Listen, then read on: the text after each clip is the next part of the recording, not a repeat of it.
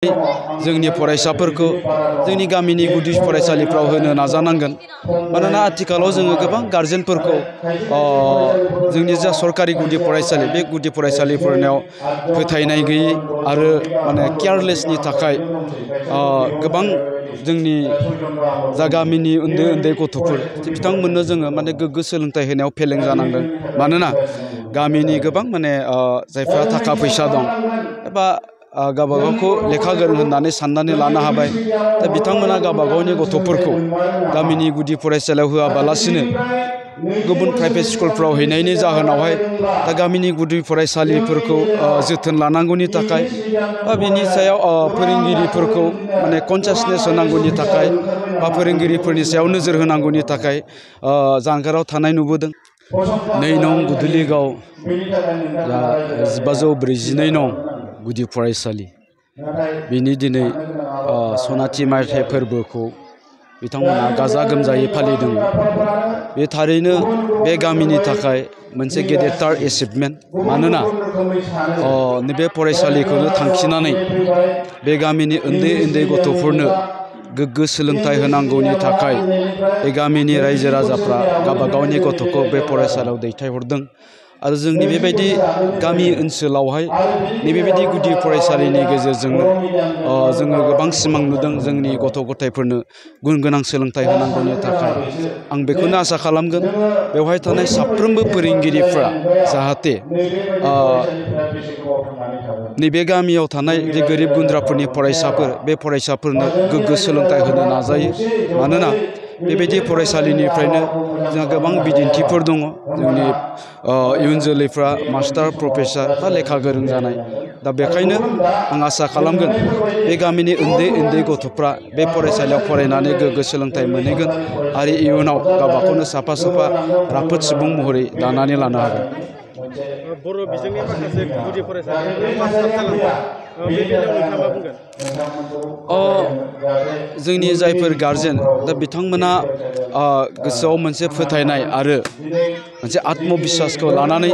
जोंनि फरायसाफोरखौ जोंनि गामिनि गुदि फरायसालिफ्राव होनो नाजानांगोन मानोना आथिखालाव जोङो गोबां गारजेनफोरखौ जोंनि जा सरकारि गुदि फरायसालि बे गुदि फरायसालिफोरनाव फोथायनाय गैयै आरो माने केयारलेसनि थाखाय गोबां जोंनि जा गामिनि उन्दै उन्दै गथ'फोर बिथांमोननो जोङो माने गोग्गो सोलोंथाइ होनायाव फेलें जानांदों मानोना गामिनि गोबां माने जायफ्रा थाखा फैसा दं एबा गावबागावखौ लेखा गोरों होननानै साननानै लानो हाबाय दा बिथांमोना गावबागावनि गथ'फोरखौ गामिनि गुदि फरायसालियाव होआबालासिनो गुबुन प्राइभेट स्कुलफ्राव हैनायनि जाहोनावहाय दा गामिनि गुदि फरायसालिफोरखौ जोथोन लानांगौनि थाखाय बा बिनि सायाव फोरोंगिरिफोरखौ माने कनसियासनेस होनांगौनि थाखाय बा फोरोंगिरिफोरनि सायाव नोजोर होनांगौनि थाखाय जानगाराव थानाय नुबोदों जायनि थाखाय जोङो गोबां गुदि फरायसालिफ्राव जोंनि उन्दै उन्दै गथ'फोरनो जोङो गोग्गो सोलोंथाइ होनो हायाखै दा बेखायनो आङो साफ्रोमबो सुबुंफोरखौ बुंगोन जोंनि फरायसालिखौ फोथांना लाखिहोनांगौनि थाखाय जोङो गामिनि गुदि फरायसालियाव गावबागावनि गथ'खौ फोरोंनांगोन आरो गावबागावनि गथ'खौ फोरोंबायब्ला जोंनि गथ'फ्रा गोग्गो सोलोंथाइ मोननो गोनांब्ला गारजेनफ्रा सांग्रांथि जानानै बे फरायसालिनि फोरोंगिरिफोरजों सोलोंथाइनि सोमोन्दै सावरायनांगोन बा मोजां सोलोंथाइ होनांगौनि थाखाय जोंनि फोरोंगिरिफोरखौ नोजोर होनो नांगोन। गभर्नमेन्ट स्कुल आरो प्राइभेट स्कुलनि गेजेराव फारागथि दं नामा? फरायसालियावथ' फारागथि थायो होननानै आं बुंनो नागिराखै नाथाय गुबै खोथाया जाबाय मा जायफ्रा प्राइभेट स्कुलाव होदों बिथांमोना गावबागावनि गथ'फोरखौ बांसिनै जोथोन लादों जोङो नुयो गथ'फोरखौ 7टा बाजियावनो स्कुलाव दोनफैनाय आरो गजासिम माने 12टा 1टा बाजिसिम नेनाय आरो नेनानै आरोबाव न'निफ्राय जानाय लोंनाय लाबोनानै गथ'खौ आरोबाव 3टा बाजि बा 4टा बाजि आरोबाव टिउसन होबावनाय दा फारागथिया बेखौनो जोङो नुनो मोनो दा गतिके जों गामिनि गुदि फरायसालियाव फोरोंनानैबो जोंनि गथ'खौ बेखिनि जुदि जोथोन लायोब्ला बे प्राइभेट स्कुल आरो सरकारि स्कुलनि गेजेराव जेबो फाराग थानाय नङा होननानै आं बुंगोन मानोना जोंनि गेजेराव दिनैहालागै जेसेबांखिनि माने गोरों गोरा मानसिफोर दं बिसोर बै समाव बयबो गामिनि गुदि फरायसालियावनो फरायनानै जानाय आरो बै समावबो बेफोर गुदि फरायसालियाव सासे सानै बा साथाम फोरोंगिरियानो दंमोन गतिके बै समनि फरायसाफ्रा जुदि बे गामिनि गुदि फरायसालियावनो फरायनानै